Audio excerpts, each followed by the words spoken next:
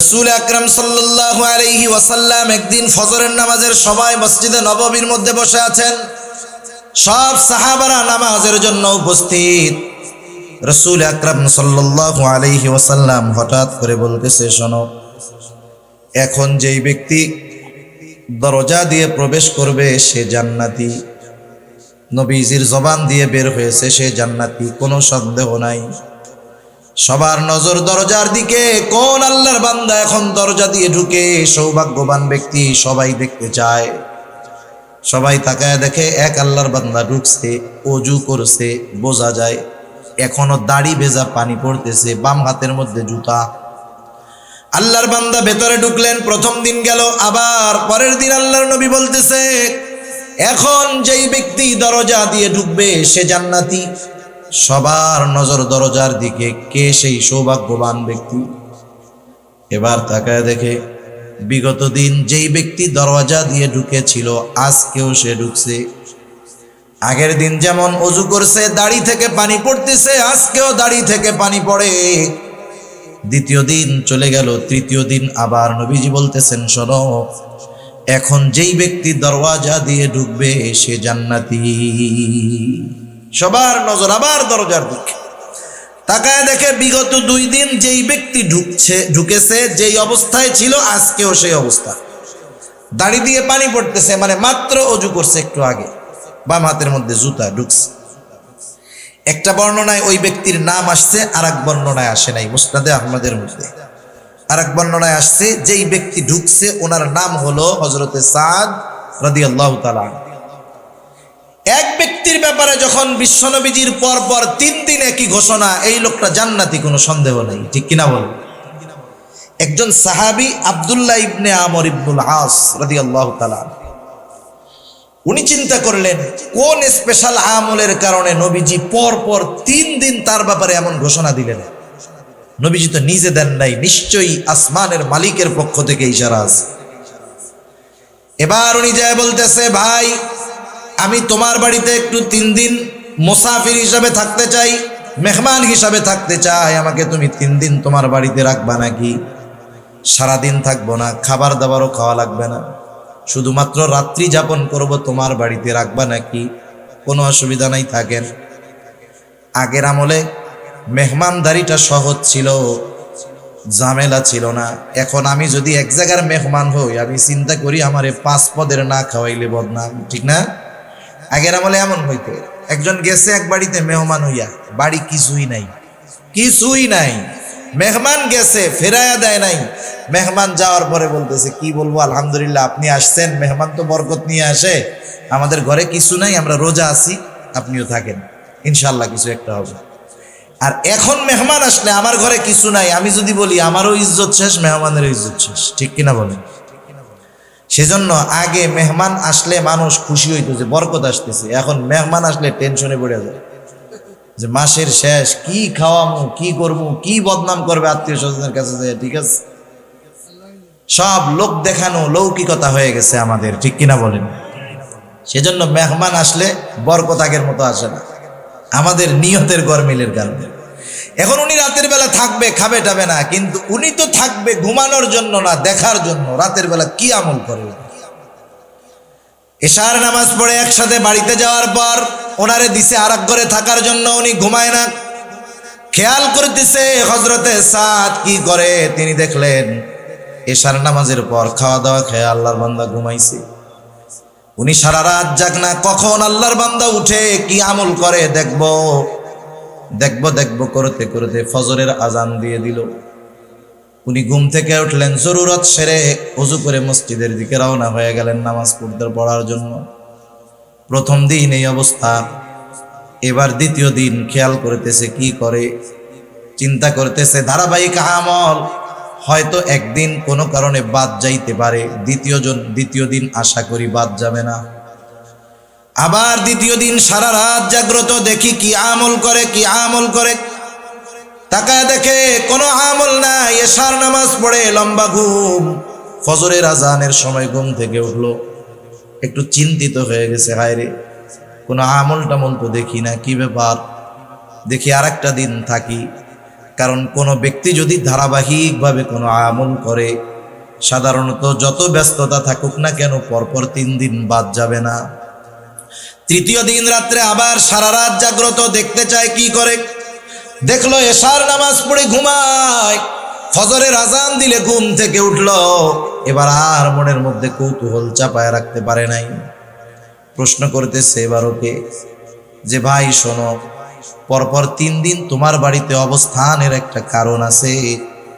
এর আগে পরপর 3 দিন ফজরের নামাজের সময় আমরা মসজিদের ভিতর নবীজি ঘোষণা করলেন, এখন যেই ব্যক্তি দরজা দিয়ে ঢুকবে সে জান্নাতি। আমরা পরপর 3 দিন দরজার দিকে তাকায় দেখলাম, পরপর 3 দিন যেই ব্যক্তি ঢুকেছে তুমি হলা সেই ব্যক্তি। পরপর তোমার নামে নবীজি 3 দিন এই ঘোষণা দিছে, তুমি তো জান্নাতি, কোনো সন্দেহ নাই। কিন্তু এই 3 দিন রাত্রে তোমার বাড়িতে ছিলাম তোমার আমল দেখার জন্য, কিছুই তো পাইলাম না। কি করলা একটু কও তো। হযরতে সাদ রাদিয়াল্লাহু তাআলা আনহু বলেন, নবীজি যদি আমার ব্যাপারে এমন ঘোষণা দিয়ে থাকেন তো আলহামদুলিল্লাহ, আল্লাহর কৃতজ্ঞতা প্রকাশ করি। তুমি যে উদ্দেশ্য আসছো, আমার এমন কোনো আমল নাই। আমি কি করি শোনো, এশার নামাজ পড়ে রাতে ঘুমাতে যাই। যখন আমি ঘুমাতে যাই, আমাকে যারা কষ্ট দিয়েছে আমি তাদেরকে মাফ করে দেই, ক্ষমা করে দেই। কারো অন্তরের মধ্যে যদি হিংসা বিদ্বেষ কারো ব্যাপারে থাকে, আমি সব দূর করে জাড়া দিয়ে ঘুমায় যাই। মনটাকে পরিষ্কার করে আমি ঘুমাতে যাই, এতটুকু করি, এর চেয়ে আর বেশি কিছু না। এইবার আব্দুল্লাহ ইবনে আমর ইবনুল আস রাদিয়াল্লাহু তাআলা আনহু বলেন, তুমি যে রাতের বেলা অন্তরকে পাক সাফ করে ঘুমাও, এর জন্যই তোমার এই ফজিলত। দেখছেন, সামান্য বিষয়, এই সামান্য বিষয় ত্যাগ করছে, বড় আবেদ হয়ে গেছে। সেজন্য গোনাহ ছাড়লেই বড় আবেদ হওয়া যায়, আর গোনার থেকে সবর করতে পারলে বড় আবেদ হওয়া সম্ভব। ঠিক কিনা বলেন? আমি আপনাদের খেদমতে পবিত্র কোরআনুল কারীমের সূরা আলে ইমরানের সর্বশেষ আয়াত ও পবিত্র কোরআনুল কারীমের সর্ববৃহৎ সূরা বাকারা থেকে 2টা আয়াত ও রাসূল আকরাম সাল্লাল্লাহু আলাইহি ওয়াসাল্লামের অগণিত হাদিস থেকে একটা হাদিস পাঠ করেছি। আল্লাহ সুবহানাহু ওয়া তাআলা সূরা আলে ইমরানের সর্বশেষ 200 নম্বর আয়াতে আমাদেরকে সফল মুমিন হতে বলেছেন। সফল মুমিন। কোরআনুল কারীমের অন্যতম একটি বৈশিষ্ট্য হলো, কোরআনুল কারীমের মধ্যে আল্লাহ সুবহানাহু ওয়া তাআলা শুধু আদেশ করেন তা নয়, বরং যেই আদেশটা করেন সেই কর্মটা কিভাবে বাস্তবায়ন করতে হবে আল্লাহ তাআলা এটাও আমাদেরকে জানায় দেন। সুবহানাল্লাহ। এটা আল্লাহ সুবহানাহু ওয়া তাআলার বড় ইহসান আমাদের প্রতি, দয়া আমাদের প্রতি। যেমন আল্লাহ তাআলা মুত্তাকি হতে বলেছেন কোরআনুল কারীমের মধ্যে। এখন মুত্তাকি কিভাবে হব আল্লাহ তাআলা কোরআনুল কারীমে জানিয়ে দিয়েছেন। যেমন ইয়া আইয়ুহাল্লাযীনা আমানুত্তাকুল্লাহ ওয়া কুনু মা'আস সাদিকিন। আল্লাহ তাআলা বলতেছেন, হে ঈমানদারেরা, আল্লাহ তাআলাকে ভয় করো। প্রশ্ন যদি করি আল্লাহ তাআলা ভয় কিভাবে করব, তাকওয়া কিভাবে অর্জন করব, আল্লাহ তাআলাই বলেন কুনু মা'আস সাদিকিন, তোমরা সত্যবাদীদের সঙ্গী হয়ে যাও। আবার আল্লাহ তাআলা আরেক জায়গায় বলেন ইয়া আইয়ুহাল্লাযীনা আমানুত্তাকুল্লাহ। আল্লাহ তাআলা বলেন, হে ঈমানদারেরা, তোমরা আল্লাহ তাআলাকে ভয় করো, মুত্তাকি হও। আমরা জিজ্ঞাসা করি কিভাবে হব, আল্লাহ তাআলা বলেন কুলু কওলান সাদীদা, তোমরা সোজা কথা বলো। এরকমভাবে আল্লাহ তাআলা আদেশ যেটা করেন, সাথে সাথে সেই আদেশ বাস্তবায়নের পদ্ধতিও আল্লাহ তাআলা কোরআনুল কারীমের মধ্যে জানায় দেন। এজন্য আল্লাহ তাআলা আমাদেরকে সফল হতে বলেছেন, এবং কি করলে সফলতা অর্জন করা যাবে এও আল্লাহ তাআলা আমাদেরকে জানিয়ে দিয়েছেন। কারণ দুনিয়াতে সফলতা বিফলতার ভিত্তি মানদণ্ড একরকম, সংজ্ঞা একরকম। আল্লাহ তাআলার কাছে সফলতা বিফলতার সংজ্ঞা আর একরকম। দুনিয়াতে আমরা সফল কাকে বলি? দুনিয়ার লাইনে যে প্রসিদ্ধি অর্জন করে, অনেক সম্পদের মালিক হয় অল্প সময়ে অনেক বড় নেতা হয়ে যায়, পদ লাভ করে, অনেক বড় দুনিয়াবি ডিগ্রি অর্জন করে, আমরা লোকটাকে বলি সে একজন সফল মানুষ, সফল ব্যবসায়ী। কিন্তু আল্লাহ সুবহানাহু ওয়া তাআলার কাছে দুনিয়াবি এই সফলতা অর্জন করলেই আসল সফল হওয়া যায় না। কারণ দুনিয়া সম্পৃক্ত যেই সফলতা, এটা চোখ বন্ধ হওয়ার সাথে সাথে সেটা শেষ। একজন বড় ডিগ্রি লাভ করলো, ডক্টরেট শেষ করলো, পিএইচডি করলো, বলেন তো মৃত্যুবরণ করার সাথে সাথে তার এই ডক্টরেট ডিগ্রির কোনো দাম আছে? কোনো দাম নেই। একজন অনেক টাকার মালিক হলো, চোখ বন্ধ করার সাথে সাথে বলেন তো এই টাকার কোনো দাম আছে? তাহলে বোঝা গেল দুনিয়া সম্পৃক্ত সফলতা আমরা যাকে বলি, এটা চোখ বন্ধ হওয়ার সাথে সাথেই শেষ হয়ে যায়। কিন্তু আল্লাহ তাআলা আমাদেরকে এমন সফল হতে বলেছেন যেই সফলতার শুরু আছে শেষ নাই। সেজন্য আল্লাহ তাআলার সংজ্ঞায় সফলতা অন্য জিনিস। আমরা যাদেরকে সফল ভাবি, আল্লাহ তাআলার কাছে তারা সফল নাও হতে পারে। সফল তাহলে কারা? আল্লাহ তাআলা কোরআনুল কারীমের মধ্যে বলেন, ফামান যুহজিহা আনিন নার ওয়া উদখিলাল জান্নাতা ফাকাদ ফাজ। আল্লাহ রাব্বুল আলামিনের সংজ্ঞায় সফল হলো তারা, জাহান্নাম থেকে বেঁচে জান্নাতে যাবে যারা। আল্লাহ তাআলার সংজ্ঞায় সফল হলো তারা। আর যেই দিন আল্লাহ রাব্বুল আলামিন সফলতা বিফলতার সার্টিফিকেট দিবেন, সনদ দিবেন, সেই দিনটা হলো কিয়ামতের দিন।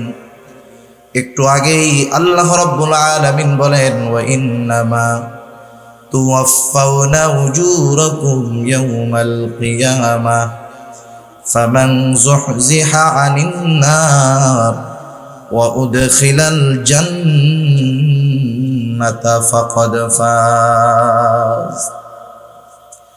আল্লাহ রাব্বুল আলামিন বলেন, ওয়া ইন্নামা তুওয়াফাউনা উজুরাকুম ইয়াওমাল কিয়ামাহ, কিয়ামতের দিন প্রত্যেককে পরিপূর্ণ প্রতিদান দেওয়া হবে। কিসের প্রতিদান? দুনিয়ায় কে কেমন আমল করেছে তার প্রতিদান। যেমন আমাদের দুনিয়ার মধ্যে স্কুল, কলেজ, ভার্সিটি, মাদ্রাসার মধ্যে পরীক্ষা হয় কি হয় না? অবশ্যই পরীক্ষা আগে, ফলাফল তারপরে। অনুরূপভাবে কিয়ামতের দিবসটা হলো ফলাফল ঘোষণার জায়গা, পরীক্ষার জায়গা নয়। তাহলে পরীক্ষার জায়গা কোথায়? পরীক্ষার জায়গা হলো এই দুনিয়া।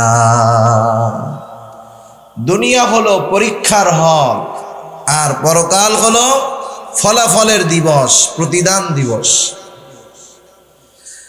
পরীক্ষার হলে সময় কম। একজন পরীক্ষার হলে ঢুকলে একটা বিষয়ে কয় ঘন্টা সময়? সর্বোচ্চ 3 ঘন্টা সময়, ঠিক না? কিন্তু যদি এই 3 ঘন্টা সময় ওই ছাত্র কাজে লাগাতে ব্যর্থ হয়, 3 ঘন্টা সময় যদি কাজে লাগাতে ব্যর্থ হয়, তাহলে তার ব্যর্থতা থাকে সারা জীবন, ঠিক কিনা বলেন? আবার কোনো ব্যক্তি যদি পরীক্ষার হলের অল্প সময় কাজে লাগাতে পারে, তাহলে তার সফলতা হয় দীর্ঘদিন ব্যাপী, অনেক দিন ব্যাপী। এই জন্য দুনিয়া হলো পরীক্ষার জায়গা। দুনিয়ার হায়াতটা নিতান্তই বড় কম। কত কম, কত কম! কারণ দুনিয়া আমাদের কিন্তু শেষ আবাসস্থল নয়, আমাদের শেষ মঞ্জিল, শেষ আবাসস্থল হলো জান্নাত। আল্লাহ তাআলা কবুল করুক, সবাই বলি আমিন। আমরা আল্লাহ তাআলার কাছে এই ব্যাপারে আশা রাখি যে ইনশাআল্লাহ আমাদের সবার শেষ মঞ্জিল, শেষ ঘাঁটি হবে জান্নাত। সবাই তো আর যাবে না, তারপরেও আশা রাখি। কারণ আল ঈমানু বাইনাল খাউফি ওয়ার রাজা, আশা এবং ভয়ের মাঝে ঈমান। আশার ব্যাপারে আল্লাহ তাআলার নিকটে সর্বোচ্চ আশা রাখা চাই, আবার ভয়ের ব্যাপারেও সর্বোচ্চ ভীত হওয়া চাই। হযরত ওমর রাদিয়াল্লাহু তাআলা আনহু বলতেন, আমি তো আল্লাহ তাআলার কাছে এত পরিমাণ আশা রাখি যে তাম দুনিয়ার সব মানুষ যদি জাহান্নামী হয়, একজন মানুষ যদি জান্নাতি হয়, আমি আশা করি আমি ওমর হব সেই একজন ব্যক্তি। সুবহানাল্লাহ। আবার এতটা ভীত আমি যে তাম দুনিয়ার মানুষ যদি জান্নাতি হয় আর একজন মানুষ যদি জাহান্নামী হয়, আমি ভয় পাই যে হতে পারে ওই একজন ব্যক্তি হব আমি ওমর। আল্লাহ তাআলার ব্যাপারে সর্বোচ্চ আশা রাখা চাই, কারণ আল্লাহ তাআলার ব্যাপারে আমাদের ধারণা যেমন, আমাদের ব্যাপারে আল্লাহ তাআলার ব্যবহার হবে তেমন। সেজন্য আমাদের শেষ মঞ্জিল হলো জান্নাত। কিন্তু এই শেষ মঞ্জিলে যাওয়ার আগে আমরা অনেকগুলা মঞ্জিল, অনেকগুলা ঘাটি অতিক্রম করি, অনেকগুলা ঘাটি। প্রথমত, দুনিয়াতে আমাদের কোনো অস্তিত্ব ছিল না। একটা সময় তো মানুষ বলতেই কোনো কিছু ছিল না। আল্লাহ রাব্বুল আলামিন হযরত আদম আলাইহিস সালামকে সৃষ্টি করেছেন মাটি দিয়ে। আমাদের মূল সৃষ্টি হলো হযরত আদম আলাইহিস সালাম থেকে। আল্লাহর নবী বলেন, আল্লাহ তাআলা আদম আলাইহিস সালামের পৃষ্ঠদেশ তথা পিঠ থেকে আমাদের সবার রূহ একত্রে এক সময় সৃষ্টি করেছেন। আল্লাহ তাআলা আদম আলাইহিস সালাম থেকে আমাদের রূহ সৃষ্টি করেছেন। তাহলে বোঝা গেল এখন আছি দুনিয়ার জগৎ। দুনিয়ার জগতে আসার আগে আমরা আরেকটা জগতে ছিলাম। সেই জগৎটা হলো রূহের জগৎ। বলেন তো, রূহের জগতে আমরা সবাই ছিলাম, কোনো সন্দেহ আছে নাকি? কিন্তু রূহের জগতে আমাদের অবস্থান কাল কত বছর ছিল এর হিসাব আমাদের কারো জানা আছে নাকি? হয়তো লক্ষ লক্ষ বছর আমরা রূহের জগতে ছিলাম। একটা সময় আল্লাহ তাআলা মা বাবার মাধ্যমে আমাদেরকে দুনিয়ায় পাঠাইছে। আল্লাহ রাব্বুল আলামিন যখন মায়ের গর্ভে 120 দিন পর ওই তুচ্ছ এক ফোঁটা নাপাক পানি একটা মৃত মাংসের টুকরায় প্রস্তুত হয়ে যায়, 120 দিন পর আল্লাহ তাআলার আদেশে ফেরেশতারা হাজির হয়ে যায়। মায়ের পেটের মধ্যে আমি আপনি ছিলাম মৃত। এজন্য আল্লাহ তাআলা কোরআনুল কারীমের মধ্যে আগেই বলছেন মরার কথা, আল্লাযী খালাকাল মাউতা ওয়াল হায়াতা লিয়াবলুয়াকুম আইয়ুকুম আহসানু আমালা। এই জায়গায় আল্লাহ তাআলা আগে বলছেন কি, আল্লাযী খালাকাল মাউতা, যিনি আগে মৌত সৃষ্টি করেছেন। তার মানে দুনিয়ায় প্রাণ পাওয়ার আগে আমরা মৃত ছিলাম, মায়ের পেটে কি ছিলাম? মরা। ফেরেশতারা আল্লাহ তাআলার আদেশে 120 দিন পর এসে আমি আপনি ছিলাম মৃত একটা মাংসের টুকরা। ওই মাংসের টুকরার মধ্যে আল্লাহ তাআলার আদেশে রূহ ফুঁকে দিল, রূহ, প্রাণ। কত কুদরত! ওই দিন শুধু প্রাণ ফুঁকে দিছে, রূহ দিয়েছে এমনটা নয়। এই মাংসের বডির সাথে ওই রূহটা কতদিন থাকবে সেই দিন সেটাও নির্ধারিত হয়ে যায়। কতদিন এই দেহের সাথে রূহ থাকবে সেটা মায়ের পেটের মধ্যে থাকতেই লেখা হয়ে গেছে। এই যে বোতলটা দেখেন না, বোতল, এরকম বোতল, প্যাকেট, চিপসের প্যাকেট জিনিস থাকে না, কি লেখা থাকে? এই যে লেখা 1 নম্বরে মূল্য, এরপরে লেখা আছে উৎপাদনের তারিখ, আর একটা আছে মেয়াদ। উৎপাদনের তারিখ হলো এই বোতলটা যেদিন পানি ভরা হয়েছে ক্যাপ লাগাই দিছে, সাথে সাথে লেখা আছে মেয়াদ, মানে এই পানিটা কতদিন খাওয়া যাবে। এখন বলেন, মেয়াদ উত্তীর্ণ পানি 3 মাস আগে মেয়াদ উত্তীর্ণ হয়ে গেছে, এই পানি যদি আপনার কাছে নিয়ে দিয়ে বলি হাদিয়া আপনার আমি খাওয়াই দিই, খান, নষ্ট হয়েছে না হয়েছে আল্লাহ ভালো জানে, কিন্তু যখন দেখবেন যে মেয়াদ শেষ খাবেন। অনুরূপভাবে বোতলের গায়ে যেমন উৎপাদনের তারিখ তথা ওর জন্ম তারিখ আর ওর মৃত্যু তারিখ লেখা আছে, অনুরূপভাবে আমার আপনার সাথেও মৃত্যু তারিখ লেখা আছে।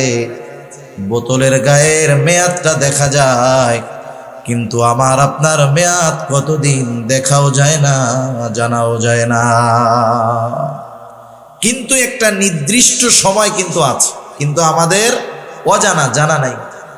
ওই সময়টা যখন আসবে, নির্দিষ্ট সময়টা যখন হাজির হবে, 1 মুহূর্ত বেশি আমি দুনিয়ায় থাকতে পারবো না। 1 মুহূর্ত আগেও মালাকুল মউত আমার কাছে আসবে না। শুধু তাই না, আমরা মনে করি মানুষ মৃত্যুর কারণ হলো সুস্থতা, অসুস্থতা। বিষয়টা এমন না।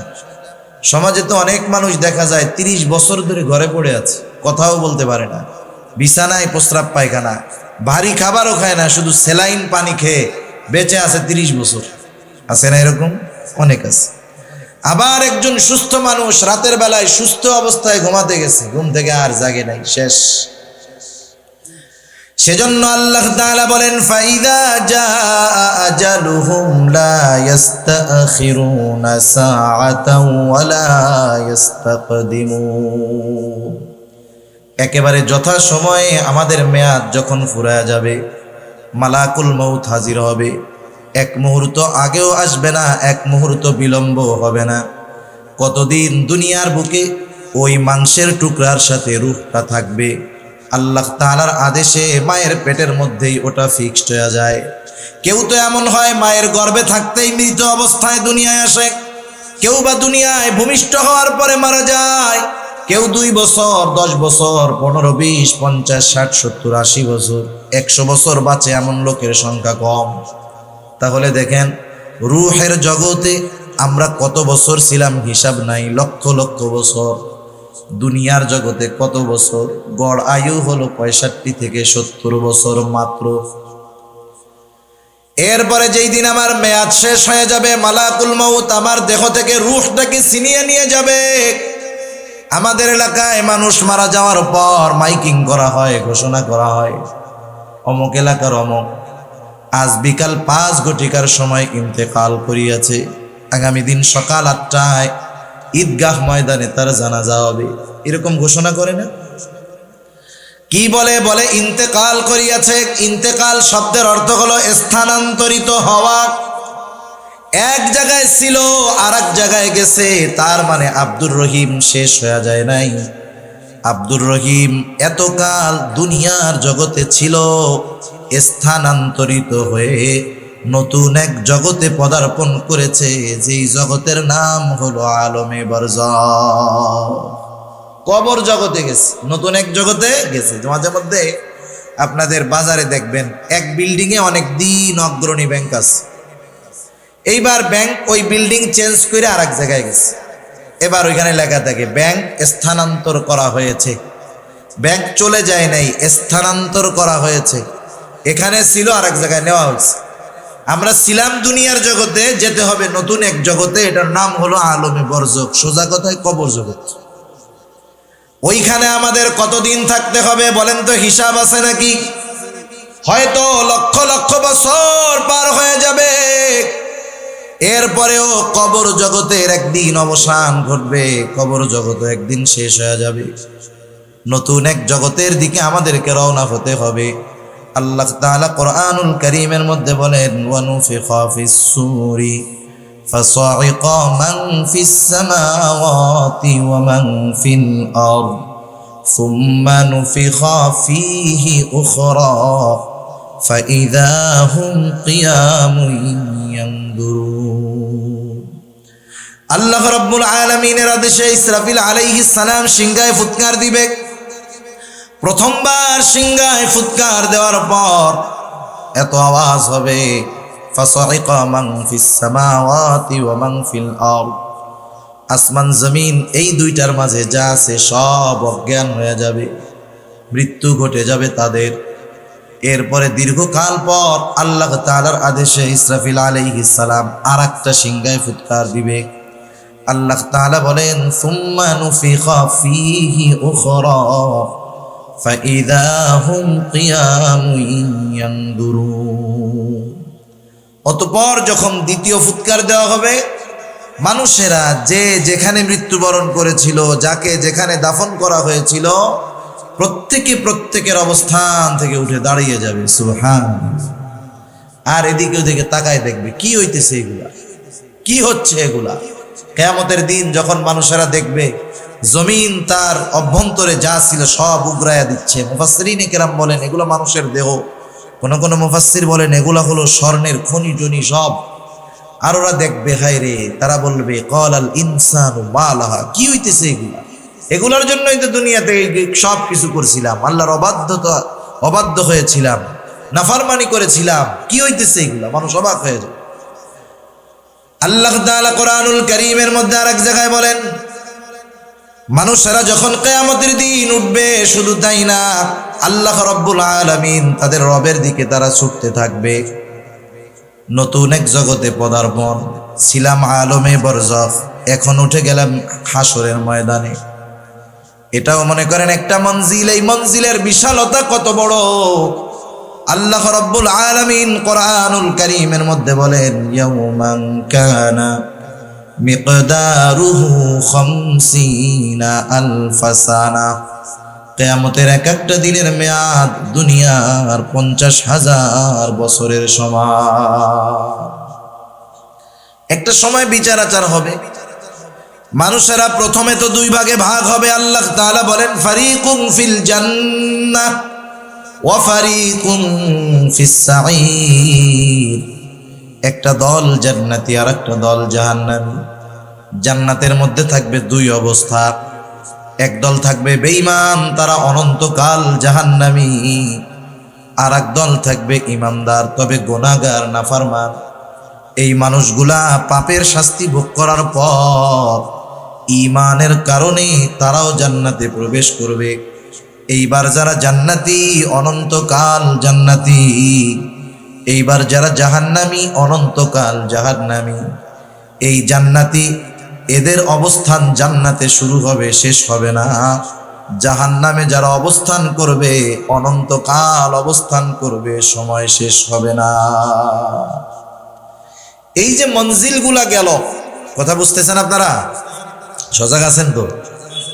এই যে মঞ্জিলগুলা গেল, রূহের জগৎ, দুনিয়ার জগৎ, কবর জগৎ, কিয়ামত দিবস, জান্নাত অথবা জাহান্নাম। এই মঞ্জিলগুলা আমাদের অতিক্রম করা লাগবে। একটা করছি, সামনে আরো করতে হবে। বলেন তো সবচাইতে কম সময় কোন মঞ্জিলে থাকা হয়? একটু জোরে বলেন না, কোথায়? 60-70 বছর। পরীক্ষার হলের সময় কম না বেশি? একটা সাবজেক্ট পড়ে 2 বছর, পরীক্ষা দেয় 3 ঘন্টা। সেজন্য দুনিয়ার হায়াত কম, কিন্তু এই হায়াতের দামটা বেশি। সেজন্য যদি দুনিয়ার এই হায়াত আমরা কাজে লাগাতে পারি, অনন্তকালের সফলতা অর্জন করা যাবে। এজন্য অনন্তকালের সফল যদি হতে হয়, দুনিয়ার সময়টাকে কাজে লাগাতে হবে, ঠিক কিনা বলেন? এখন তাহলে অনন্তকালের সফলতা আমরা কিভাবে অর্জন করতে পারি? সূরা আলে ইমরানের সর্বশেষ আয়াতে আল্লাহ রাব্বুল আলামিন আমাদেরকে বলেন, ইয়া আইয়ুহাল্লাযীনা আমানু। আল্লাহ তাআলা বলেন, হে ঈমানদারেরা, ইসবিরু, তোমরা সবর করো। শুধু সবর করলে হবে না, ওয়াসাবিরু, সবরের উপরে তোমরা অটল থাকো। ওয়ারাবিতু, সর্বদা জিহাদের জন্য প্রস্তুত থাকো। 4 নাম্বার, ওয়াত্তাকুল্লাহ, আল্লাহ তাআলাকে ভয় করো। কেন এই 4 গুণ আমরা অর্জন করব? আল্লাহ তাআলা বলেন, লাআল্লাকুম তুফলিহুন, যাতে তোমরা শুধু মুমিন নয়, সফল মুমিন হতে পারো। সফল কারা? জান্নাতে যাবে যারা। সফল কারা? জান্নাতে যাবে যারা। আমরা সবাই সফল হইতে চাই না? সবাই চাই তো? আল্লাহ কবুল করুন। তাহলে 1 নাম্বার গুণ হলো, যদি সফল হতে চাই, আল্লাহ তাআলা বলেন, হে ঈমানদারেরা, ইসবিরু, তোমরা সবর করো। সবর, সবর বলতে আমরা কি বুঝি? সবর কোথায় করব, কিভাবে করব, আমাদের অনেকের জানা নাই।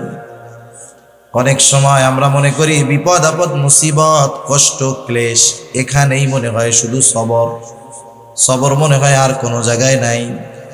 কিন্তু তাফসিরে মারিফুল কোরআন সহ দুনিয়ার যত প্রসিদ্ধ তাফসির রয়েছে, প্রত্যেকটা তাফসিরের মধ্যে মুফাসসিরিনে কেরাম জানায় দেন, সবর শুধু বিপদ আপদ মুসিবতের মধ্যে নয়, সবর হবে 3 জায়গায়। কয় জায়গায় হবে সবর? 3 জায়গায়। 1 নাম্বার সবর হবে সবরুন আলা তাআত, আনুগত্যের মধ্যে সবর। আনুগত্যের মধ্যে হবে সবর, তথা সবরুন আলাল ইবাদাহ, ইবাদতের মধ্যে সবর। কারণ আনুগত্যটাই হলো ইবাদত। আল্লাহ এবং রাসূলের পরিপূর্ণ আনুগত্য যারা করে তারাই মূলত ইবাদত করে। সেই জন্য আল্লাহ তাআলার যত আদেশ আছে, নিষেধ আছে, সবগুলা বিনা যুক্তিতে, বিনা চিন্তায় মেনে নেওয়ার নাম হলো আনুগত্যতা। আল্লাহ তাআলা যেটা করতে বলছেন সেটা করা, যেটা নিষেধ করেছেন সেটা থেকে বিরত থাকা, সোজা কথা, শেষ। এরপরে 2 নাম্বার, সবর হবে সবরুন আনিল মাআসি, পাপের ক্ষেত্রে সবর। আমরা তো অনেক সময় মনে করি যে সবর মনে হয় বিপদ আপদ মুসিবতে সবর, তাইলে আবার গুনাহ থেকে সবর কেমনে হয়? রাসূল আকরাম সাল্লাল্লাহু আলাইহি ওয়াসাল্লামের একটা নসিহতওয়ালা হাদিস আছে হযরত আবু হুরায়রা রাদিয়াল্লাহু তাআলা আনহু হতে হাদিসটা বর্ণিত। রাসূলুল্লাহ সাল্লাল্লাহু আলাইহি ওয়াসাল্লাম হযরত আবু হুরায়রা রাদিয়াল্লাহু তাআলা আনহুকে 5টা নসিহত করেছেন। ওই হাদিসের মধ্যে প্রথম আছে, ও আবু হুরায়রা, তুমি মানুষের মধ্যে সবচাইতে বড় আবেদ হতে পারবা কেমনে? আমরা তো মনে করি নামাজ যে বেশি পড়ে সে বড় আবেদ, তাহাজ্জুদ যে বেশি পড়ে সে বড় আবেদ, নফল কোনটা বাদ যায় না সে বড় আবেদ। কিন্তু নবীজি বেশি নামাজ পড়নেওয়ালা, তাহাজ্জুদ গুজারি, আওয়াবিন ইশরাক সব পড়ে তাকে আবেদ বলেন নাই। নবীজি বললেন, ও আবু হুরায়রা, ইত্তাকিল মাহারিমা তাকুন আবাদান নাস। নবীজি বললেন, আবু হুরায়রা, তুমি নিষিদ্ধ বিষয়সমূহ থেকে বেঁচে থাকো, তাহলে কি হবে? তুমি মানুষের মধ্যে সবচাইতে বড় আবেদ হয়ে যাবে। সুবহানাল্লাহ। তাহলে দেখেন, ইবাদতের মাধ্যমে আবেদ হয় না, গুনাহ ত্যাগ করার মাধ্যমে আবেদ হয়, ঠিক কিনা বলেন? এজন্য দেখবেন যখন আমরা কোনো আল্লাহওয়ালার কাছে যাই, ওনারা ইবাদত করার চাইতে গুনাহ ছাড়ার ব্যাপারে আগে গুরুত্ব দেন বেশি। রাসূল আকরাম সাল্লাল্লাহু আলাইহি ওয়াসাল্লাম একদিন ফজরের নামাজের সময় মসজিদে নববীর মধ্যে বসে আছেন, সব সাহাবারা নামাজের জন্য উপস্থিত। রাসূল আকরাম সাল্লাল্লাহু আলাইহি ওয়াসাল্লাম হঠাৎ করে বলতেছে, শোনো, এখন যেই ব্যক্তি দরজা দিয়ে প্রবেশ করবে সে জান্নাতি। নবীজির জবান দিয়ে বের হয়েছে সে জান্নাতি, কোনো সন্দেহ নাই। সবার নজর দরজার দিকে, কোন আল্লাহর বান্দা এখন দরজা দিয়ে ঢুকে সৌভাগ্যবান ব্যক্তি, সবাই দেখতে চায়। সবাই তাকায় দেখে এক আল্লাহর বান্দা ঢুকছে, ওযু করছে, বোঝা যায় এখনো দাড়ি ভেজা পানি পড়তেছে, বাম হাতের মধ্যে জুতা। আল্লাহর বান্দা ভেতরে ঢুকলেন, প্রথম দিন গেল, আবার পরের দিন আল্লাহর নবী বলতেছে, এখন যেই ব্যক্তি দরজা দিয়ে ঢুকবে সে জান্নাতি। সবার নজর দরজার দিকে, কে সেই সৌভাগ্যবান ব্যক্তি? এবার তাকায় দেখে বিগত দিন যেই ব্যক্তি দরজা দিয়ে ঢুকেছিল আজকেও সে ঢুকছে। আগের দিন যেমন ওযু করছে, দাড়ি থেকে পানি পড়তেছে, আজকেও দাড়ি থেকে পানি পড়ে। দ্বিতীয় দিন চলে গেল, তৃতীয় দিন আবার নবীজি বলতেছেন, শোনো, এখন যেই ব্যক্তি দরওয়াজা দিয়ে ঢুকবে সে জান্নাতি।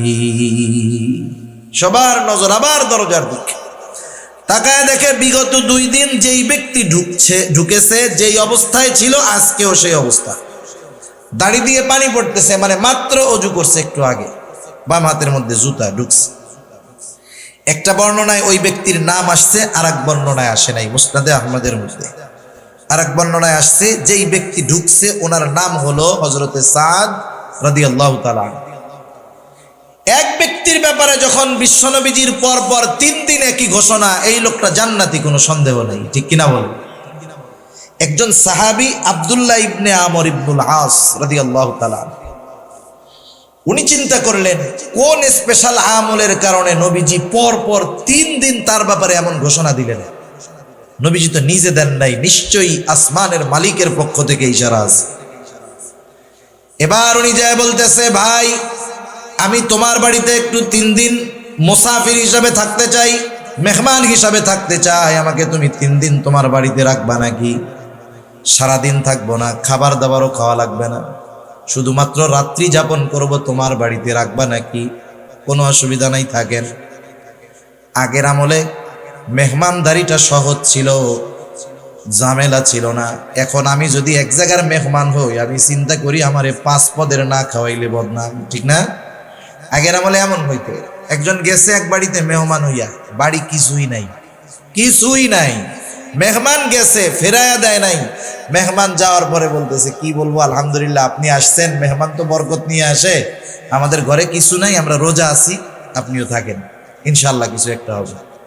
আর এখন মেহমান আসলে আমার ঘরে কিছু নাই, আমি যদি বলি আমারও ইজ্জত শেষ, মেহমানের ইজ্জত শেষ, ঠিক কিনা বলেন?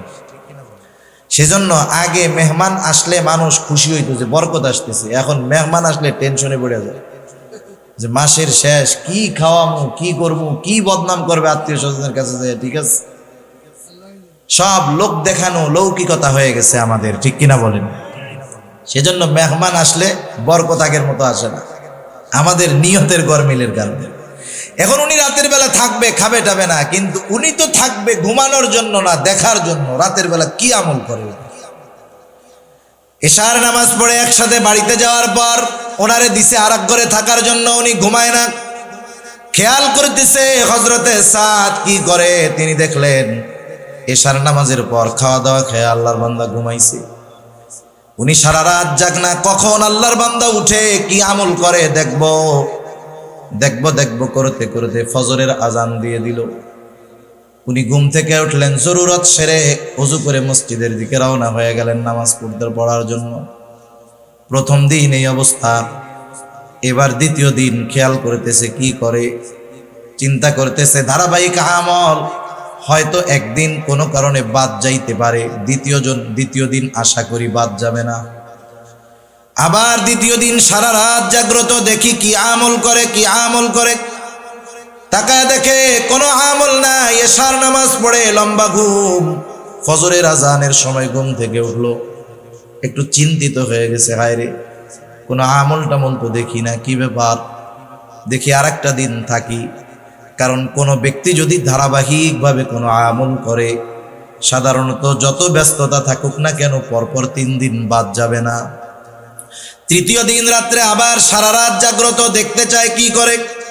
দেখলো এশার নামাজ পড়ে ঘুমায়, ফজরের আজান দিলে ঘুম থেকে উঠলো। এবার আর মনের মধ্যে কৌতূহল চাপায় রাখতে পারে নাই, প্রশ্ন করতেছে এবার ওকে যে ভাই শোনো, পরপর 3 দিন তোমার বাড়িতে অবস্থানের একটা কারণ আছে। এর আগে পরপর 3 দিন ফজরের নামাজের সময় আমরা মসজিদের ভিতর নবীজি ঘোষণা করলেন এখন যেই ব্যক্তি দরজা দিয়ে ঢুকবে সে জান্নাতি।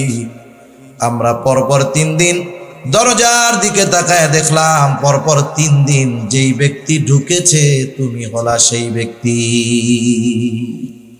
পরপর তোমার নামে নবীজি 3 দিন এই ঘোষণা দিছে, তুমি তো জান্নাতি, কোনো সন্দেহ নাই। কিন্তু এই 3 দিন রাত্রে তোমার বাড়িতে ছিলাম তোমার আমল দেখার জন্য, কিছুই তো পাইলাম না, কি করলা একটু কও তো। হযরতে সাদ রাদিয়াল্লাহু তাআলা আনহু বলেন, নবীজি যদি আমার ব্যাপারে এমন ঘোষণা দিয়ে থাকেন তো আলহামদুলিল্লাহ, আল্লাহর কৃতজ্ঞতা প্রকাশ করি। তুমি যে উদ্দেশ্য আসছো, আমার এমন কোনো আমল নাই। আমি কি করি শোনো, এশার নামাজ পড়ে রাতে ঘুমাতে যাই। যখন আমি ঘুমাতে যাই, আমাকে যারা কষ্ট দিয়েছে আমি তাদেরকে মাফ করে দেই, ক্ষমা করে দেই।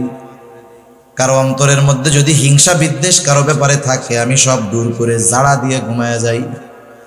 মনটাকে পরিষ্কার করে আমি ঘুমাতে যাই, এতটুকু করি, এর চেয়ে আর বেশি কিছু না। এইবার আব্দুল্লাহ ইবনে আমর ইবনুল আস রাদিয়াল্লাহু তাআলা আনহু বলেন, তুমি যে রাতের বেলা অন্তরকে পাক সাফ করে ঘুমাও, এর জন্যই তোমার এই ফজিলত। দেখছেন, সামান্য বিষয়, এই সামান্য বিষয় ত্যাগ করছে, বড় আবেদ হয়ে গেছে। সেজন্য গোনাহ ছাড়লেই বড় আবেদ হওয়া যায়, আর গোনার থেকে সবর করতে পারলে বড় আবেদ হওয়া সম্ভব, ঠিক কিনা বলেন। আর গোনাহ সামনে আসতেই পারে, গোনাহ সামনে আসলে চিন্তা করতে হবে, চোখ দিয়ে গোনাহ করব, চোখ তো আমার বন্ধু না, চোখ তো দুশ্মন।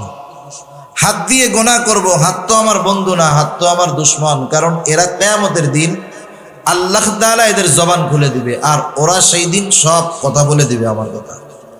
কান দিয়ে আমি গোনাহ শুনতেছি, গান শুনতেছি, কান আমার দুশ্মন, কিয়ামতের দিন ওরা বলে দিবে। আমি যখন প্রত্যেকটা গোনাহ সামনে আসলে এই চিন্তাটা শুধু করব যে আমার আল্লাহ দেখতেছে, 2 কাঁধের ফেরেশতা দেখতেছে, যা কথা বলতেছি আর এক ফেরেশতা রেকর্ড করতেছে। এই হাত পা অঙ্গ প্রত্যঙ্গগুলো আমার গোনার সাক্ষী হচ্ছে, জমিন সাক্ষী হচ্ছে, সময় সাক্ষী হচ্ছে। কোথায় যাব আমি? এই চিন্তা বারবার বারবার করলে এক সময় গোনাহ করার সময় চিন্তা আসবে যে না, এটা আর করা যাবে না। যে গোনাহ আমি করতেছি, যেটা দেখতেছি আমি একা দেখি না, এই ফেরেশতারাও দেখে, ঠিক কিনা? আল্লাহ তাআলা দেখে। যা আমি শুনি এগুলো আল্লাহ তাআলা শোনেন, তাহলে আমি কোথায় যাব? কোনো জায়গায় আমার যাইয়া গুনাহ করার উপায় নাই। এই চিন্তা যখন ভেতরে আমি আস্তে আস্তে ঢুকাবো, তখন গুনার থেকে আমি সবর করতে পারবো, বেঁচে থাকতে পারবো।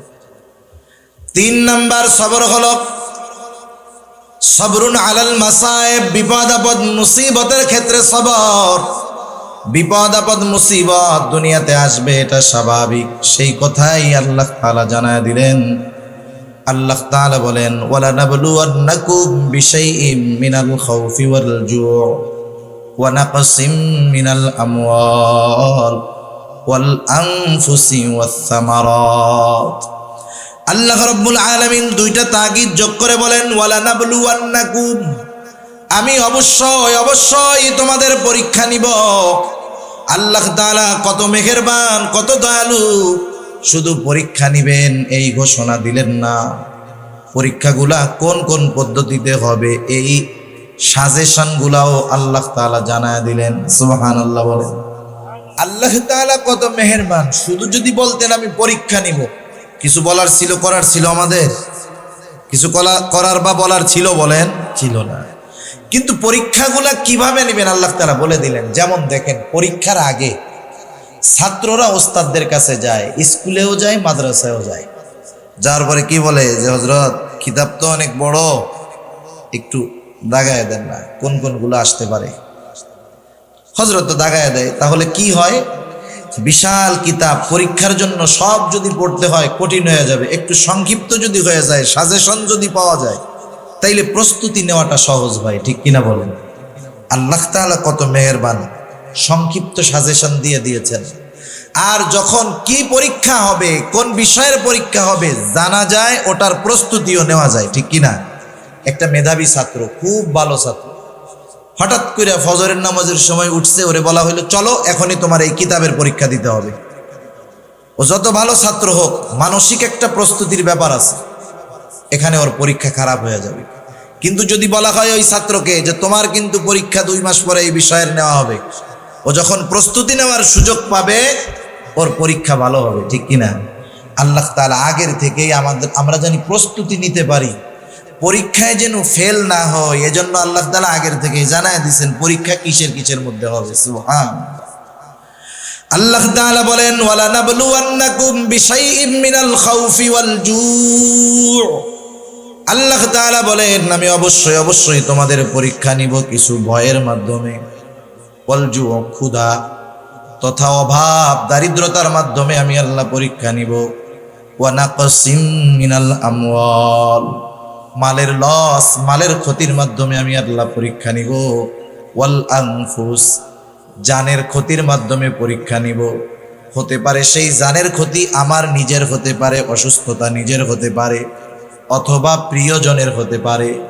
মনে করেন আল্লাহ তাআলার কাছে চাইতে চাইতে 10 বছর পরে আল্লাহ তাআলা একটা সন্তান দিলেন। যে আল্লাহ সন্তান দিলেন, সে আল্লাহ চাইলে নিয়েও যাইতে পারেন। এইবার সন্তানটার বয়স যখন হলো 2-3 বছর, আব্বু ডাকে, আম্মু ডাকে, আবার ছেলেটারে আল্লাহ নিয়ে গেল। জানের ক্ষতি নিজের মাধ্যমে, নিজের জানের ক্ষতি অথবা প্রিয়জনের জানের ক্ষতির মাধ্যমে আল্লাহ তাআলা পরীক্ষা নেন। ওয়াসসামারাত, ফল ফসলের ক্ষতির মাধ্যমে আল্লাহ তাআলা পরীক্ষা নেন। কি পরীক্ষা নেন? আল্লাহ তাআলা দেখতে চান বান্দা কি বিপদ আপদ মুসিবতে পড়ার পর আমি আল্লাহর দিকে ফিরে আসে নাকি অন্য দিকে চলে যায়। ইমানের 6টি ভিত্তির অন্যতম ভিত্তি হলো আল কদরি খাইরিহি ওয়া শাররিহি মিনাল্লাহি তাআলা। তাকদীরের ভালো মন্দ তথা গোটা জিন্দেগীর সব কল্যাণ অকল্যাণ কার তরফ থেকে হয়? আল্লাহর তরফ থেকে। আল্লাহ তাআলাই কল্যাণ দেন, আল্লাহ তাআলাই অকল্যাণ দেন। আল্লাহ তাআলা কল্যাণ দিয়েও পরীক্ষা নেন, অকল্যাণ দিয়েও আল্লাহ পরীক্ষা নেন। কেউ যদি মনে করে আমারে টাকা পয়সা দিছে মনে হয় ভালোবাসে এই জন্য, বিষয়টা এমন না। তাইলে কারুন হইতো আল্লাহর সবচাইতে ভালোবাসার পাত্র। ঠিক কিনা বলেন? সেজন্য আল্লাহ দিয়েও পরীক্ষা নেন, না দিয়েও পরীক্ষা নেন। দিয়ে কি পরীক্ষা নেন? দিয়ে দেখেন যে শকর করে কিনা, ফখর করে কিনা, গর্ব করে কিনা, আমি আল্লাহকে ভুলে যাই কিনা। না দিয়ে পরীক্ষা নেন যে অভাবে পড়া সে অবৈধ পথে যায় কিনা, আমি আল্লাহকে ভুলে যাই কিনা, আমি আল্লাহকে দোষারোপ করে কিনা। এজন্য আল্লাহ তাআলা যে কত মেহেরবান, বিপদ দিবেন নিজে জানায় দিলেন, আবার তিনিই বলেন যে বিপদে পড়লে কি করবা আমি আল্লাহ তোমাদেরকে বলে দিতেছি। সুবহান। দুই আয়াত আগে আল্লাহ তাআলা বলেন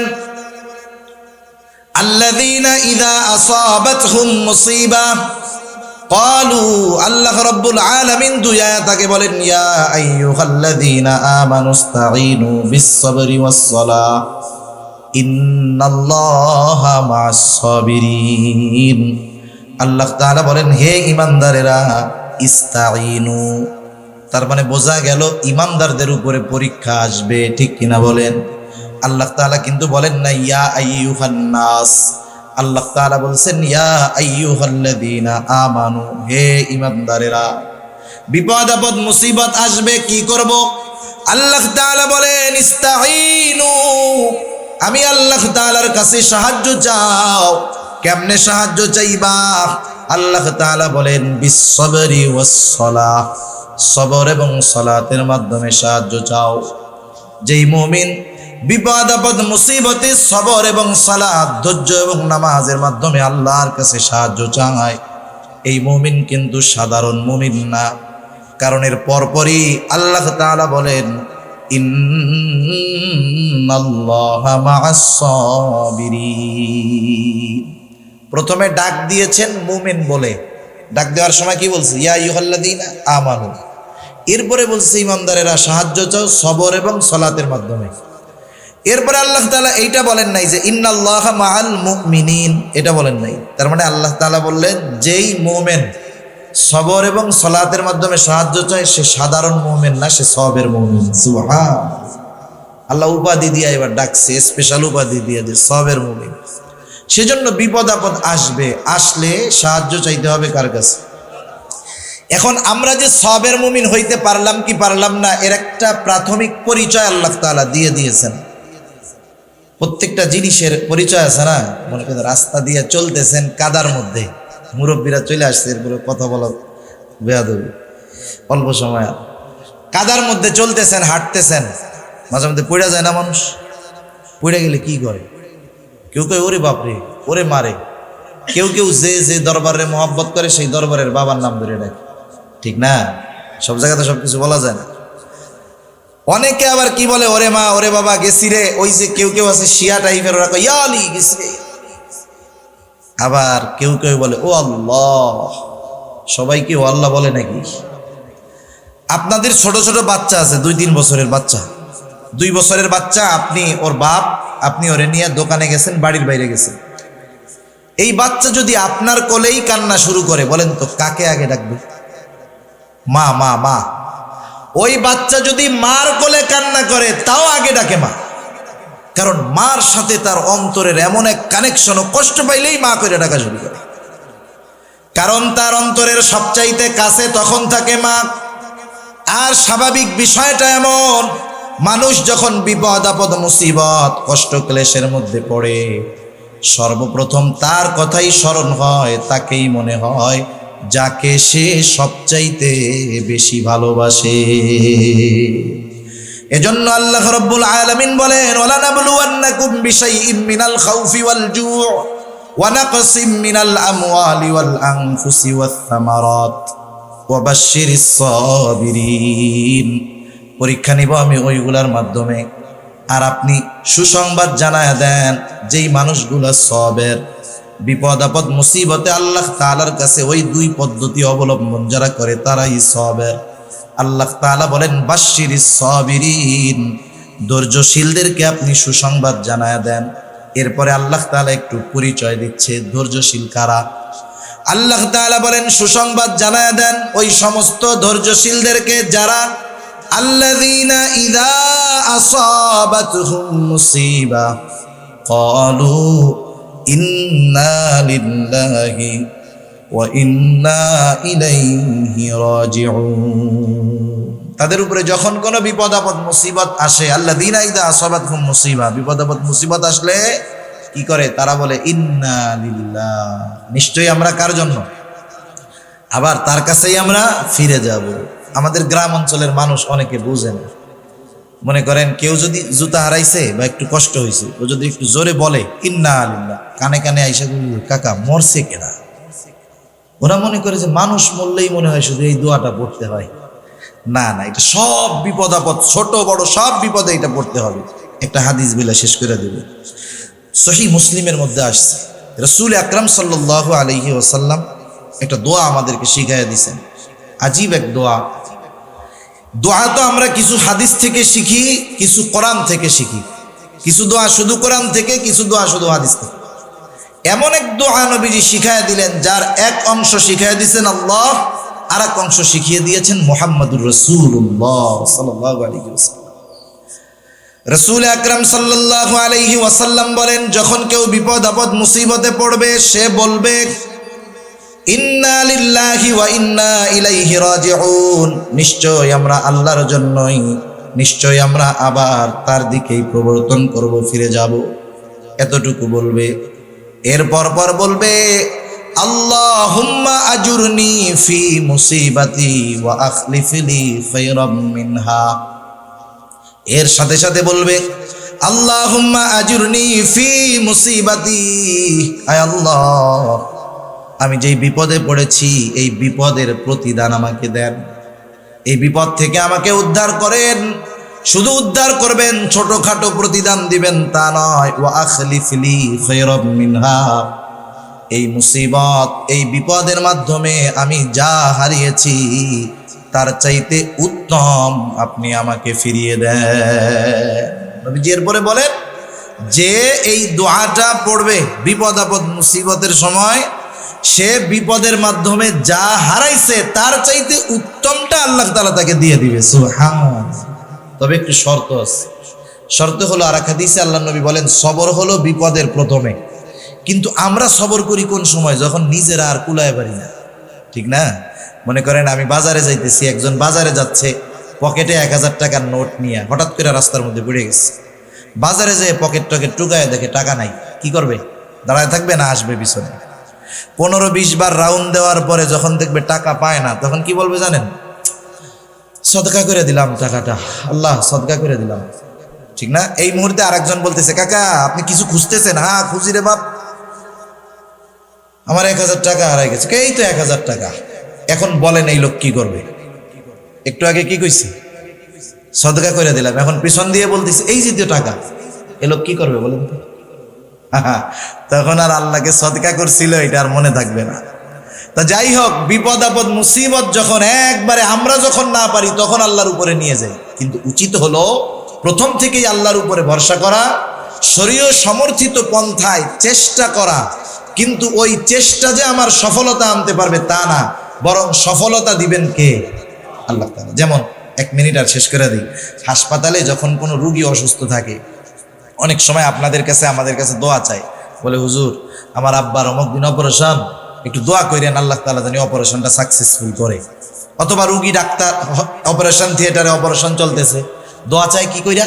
বলে যে একটু দোয়া করেন আল্লাহ জানি অপারেশনটা সাকসেস করে। বলেন তো, অপারেশন থিয়েটারে তো অপারেশন করতেছে ডাক্তার, আল্লাহ করতেছে অপারেশন? অপারেশন করে ডাক্তার, তার মানে ডাক্তার অপারেশন করে কিন্তু সাকসেস করতে পারে না। সাকসেস করে কে? আল্লাহ তাআলা। জীবনের বিপদ আপদ মুসিবতে এই একটা নিয়ম, আমি বৈধ পন্থায় চেষ্টা করব। আমার চেষ্টা আমাকে সফলতার শিখরে পৌঁছাতে পারবে না যদি আল্লাহ না পৌঁছায়। এই যে করোনা হইতেছে, মাস্ক, স্যানিটাইজার, টিকা, এগুলার উপরে আমার ভরসা না। এগুলো আমি নিব ঠিক আছে, কিন্তু আল্লাহ তাআলা যদি হেফাজত করে তাইলে বাঁচতে পারবো, নইলে বাঁচা সম্ভব না। আল্লাহ সুবহানাহু ওয়া তাআলা আমাদের সবাইকে এই 3টা জায়গায় সবর করার তৌফিক দান করুক। ইবাদতের মধ্যে, গুনার থেকে, বিপদ আপদ মুসিবতে, এবং আল্লাহ তাআলা আমাদের সবাইকে সাবিরিন বান্দাদের তালিকায় অন্তর্ভুক্ত হওয়ার তৌফিক দান করুক। সবাই বলি আমিন। ওয়া আখিরু দাওয়ানা আলহামদুলিল্লাহি রাব্বিল আলামিন। আসসালামু আলাইকুম ওয়া রাহমাতুল্লাহি ওয়া বারাকাতুহু।